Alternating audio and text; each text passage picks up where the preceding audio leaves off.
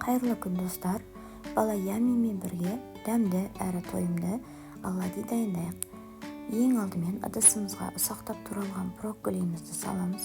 Кейін үкіштен өткізілген сырымызды салып, үстінен 4 ас қасық гречканы саламыз. Гречканы егер балаңыз 1 жасқа толмаған болса, қарапайым суға пісірсеңіз болады. Мен 2 дана жұмыртқа қолдандым. Егер жұмыртқаңыздың көлемі үлкен болса, біреу ғана қолдансаңыз болады. Және барлығын араластырып аламыз. Табамызға май жағып, жай отта оладьилерімізді пісіріп аламыз.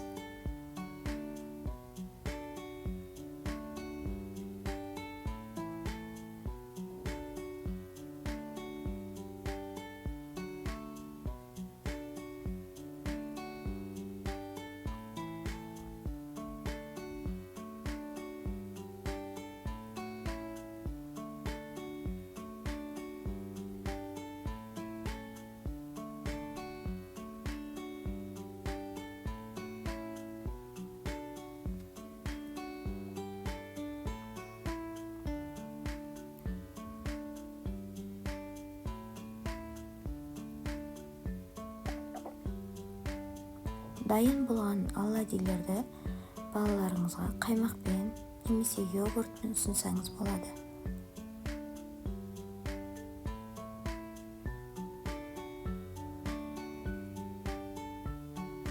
Менің ұлыма қатты ұнады. Ол йогуртпен түскі ас мезгілінде жеп алды.